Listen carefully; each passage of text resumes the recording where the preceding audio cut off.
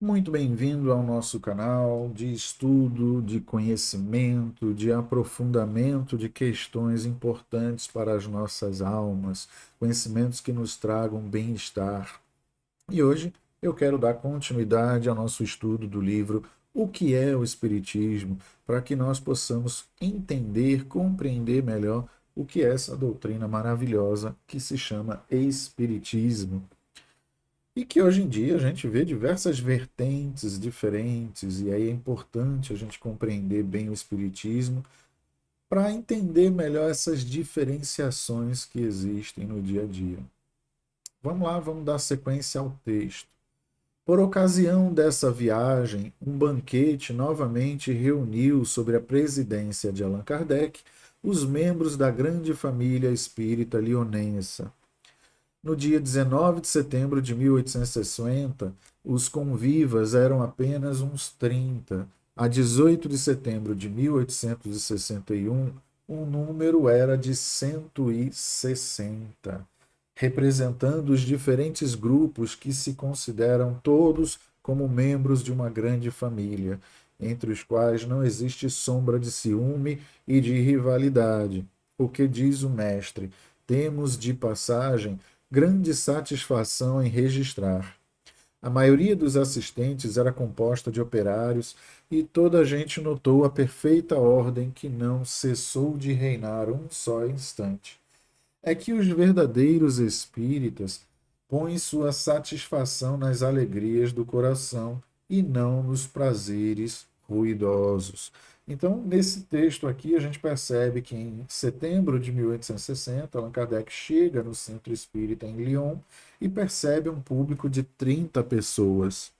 Um ano depois, nesse mesmo Centro Espírita, quando ele retorna, ele vê que o número aumentou muito mais. É quase que um número 5 vezes maior, 160 pessoas.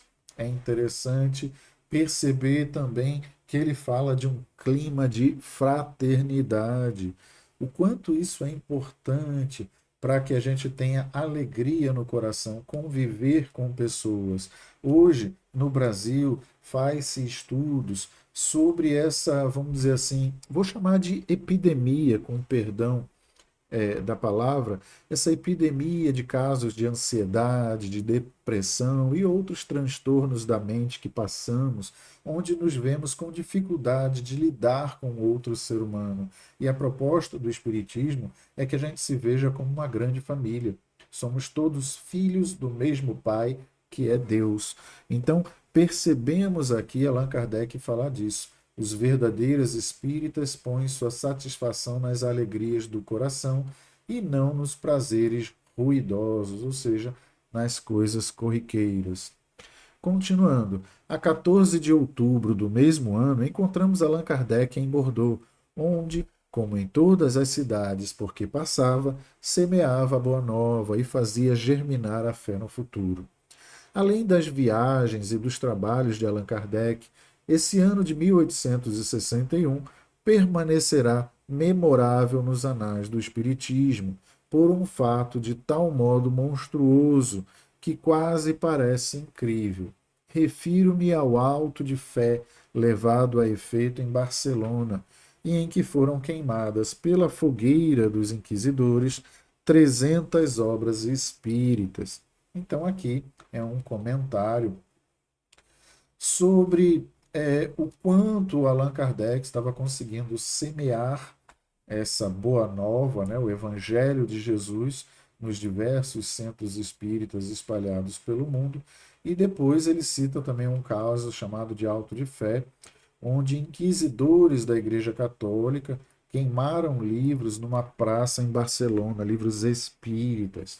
E quem é espírita no dia a dia pode colocar aí nos comentários se já sofreu algum ataque de pessoas de outras religiões. Eu já sofri vários, principalmente nas redes sociais, onde as pessoas se escondem numa tela de um celular, de um notebook, de um computador, para atacar as outras, coisa que quase nunca teriam o tanto de coragem que têm se fosse presencialmente.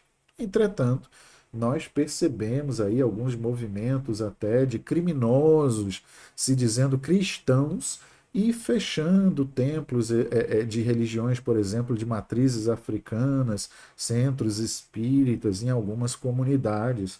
Ou seja, levando basicamente o comportamento de 1861, como está registrado aqui no texto, para esse ato de fé onde se queimou livros. Então, repara que mais de 150 anos depois, o ser humano ainda comete os mesmos atos de egoísmo, de arrogância, de falta de tolerância religiosa, coisa que é crime na Constituição brasileira, Constituição que está sendo aí vilipendiada dia após dia por quem deveria respeitar. E a gente percebe que é necessário que a gente lute pelos princípios que acreditamos correto. Se Jesus vem pregar o princípio do amor para com todos, por que nós espíritas seremos aqueles que vai desmerecer a religião do outro? Porque nós espíritas iremos atacar a religião de alguém? Se nós nos embasamos no Evangelho de Jesus, se nós somos de fato cristãos, vivemos sobre a palavra de Jesus, é inadmissível que a gente tenha qualquer atitude, até mesmo um pensamento contrário ao que o Evangelho de Jesus nos ensina. E aqueles irmãos que são cristãos de outras religiões, ou até mesmo de outras religiões que não sejam cristãs, porque eu já sofri ataques de pessoas até de religiões que eu não esperava por sofrerem do mesmo mal, né, que é essa intolerância religiosa. E aí a gente percebe que são pessoas que estão indo distante dos seus ensinamentos, da sua doutrina, dos seus fundamentos. E às vezes chegam aí nem distante, mas contra. É preciso que a gente reforce os estudos, cada qual na sua religião, para que a gente consiga compreender qual é a nossa atitude no dia a dia. O senhor Maurício Lachatre estava nesta época estabelecido como livreiro em Barcelona, em relações e em comunhão de ideias com Allan Kardec. Assim, pediu a este que lhe enviasse certo número de obras espíritas para as expor à venda e fazer propaganda da nova filosofia. Percebam que em nenhum momento da biografia tratam o espiritismo como religião. É sempre uma tratativa de doutrina ou uma tratativa de, como é que eu posso dizer, de filosofia apenas, como a gente leu agora aqui no texto, né? Então é importante que a gente compreenda isso.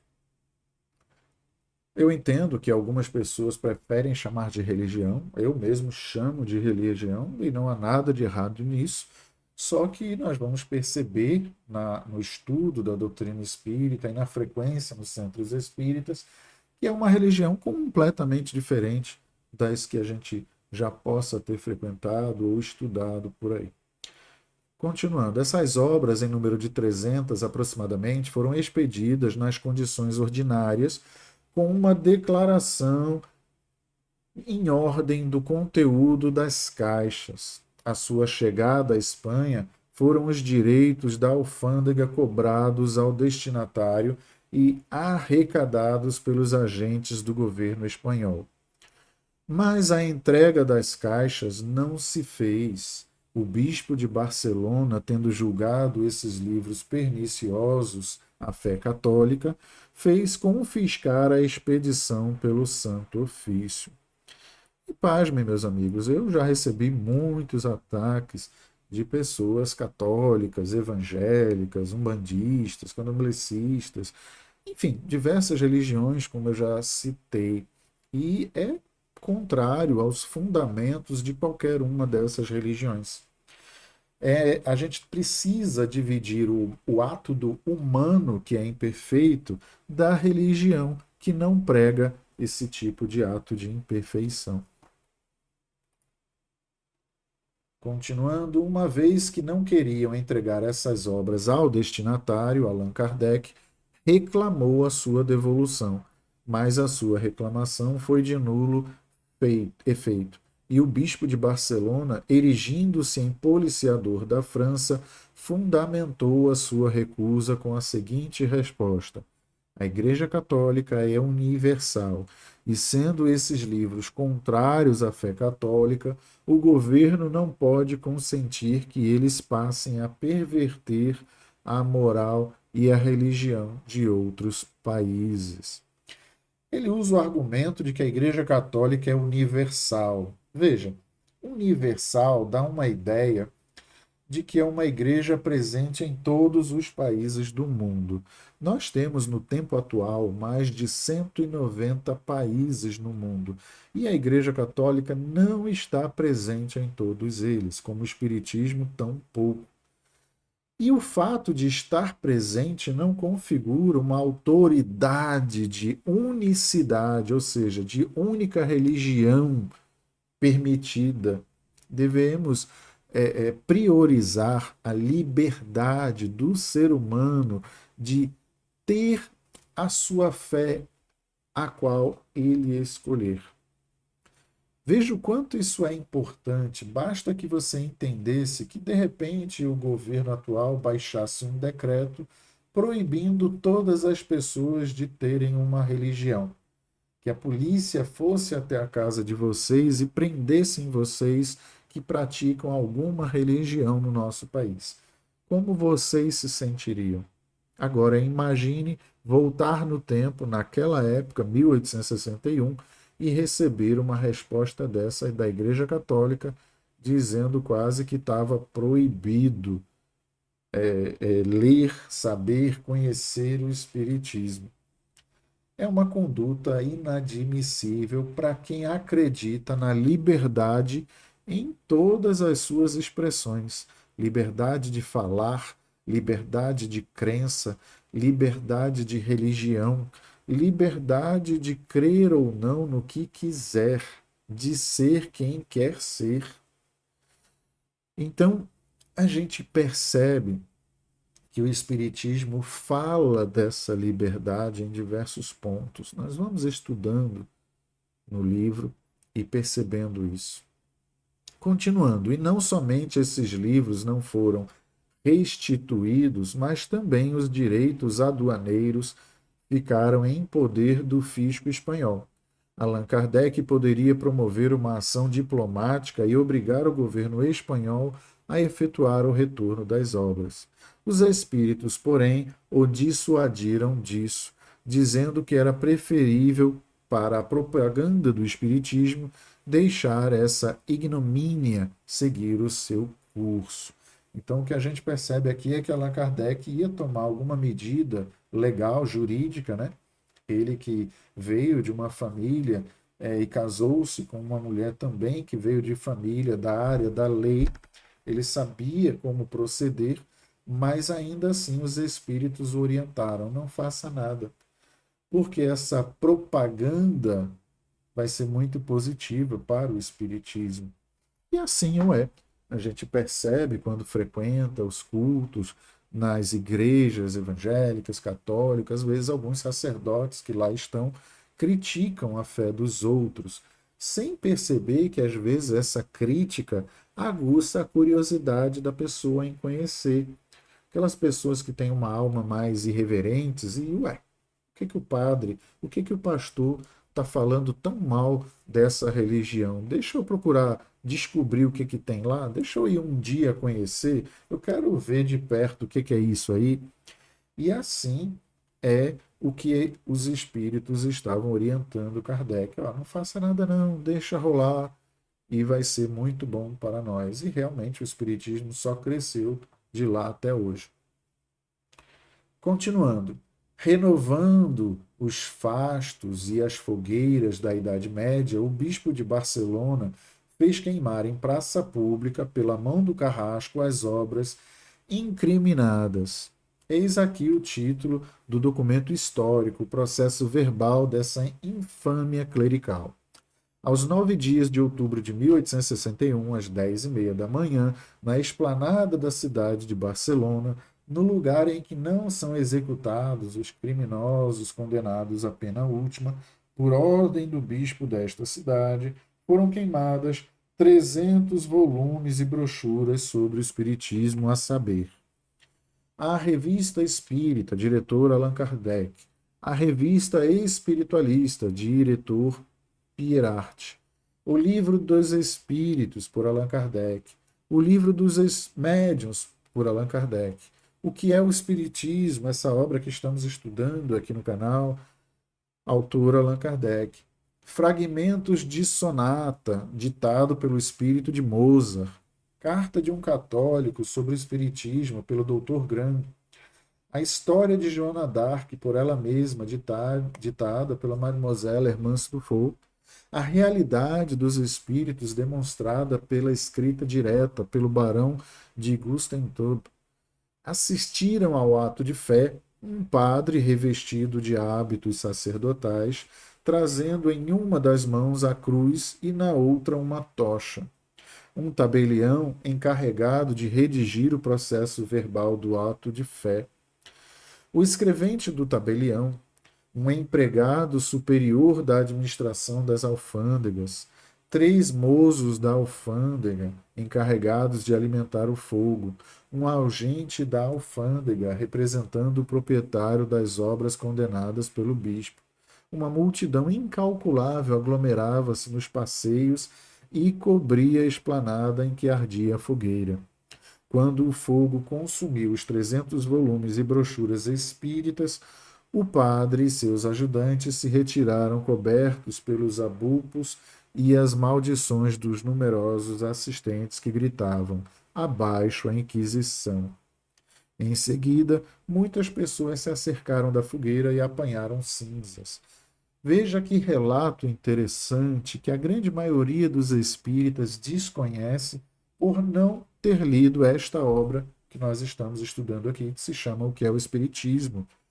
Uma grande maioria dos espíritas desconhece que livros espíritas, os primeiros, foram queimados por um sacerdote da Igreja Católica, desconhece que a população que ali assistia estava reclamando do ato ao gritar abaixo a Inquisição.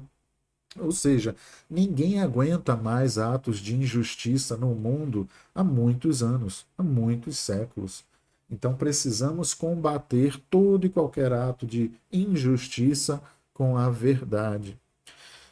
E aí relata também que as pessoas começaram a apanhar as cinzas, ou seja, as pessoas ficaram revoltadas e se arriscaram a apanhar o que sobrou dos livros que foram queimados ali, mostrando claramente a necessidade das pessoas em conhecerem o que estava sendo queimado ali.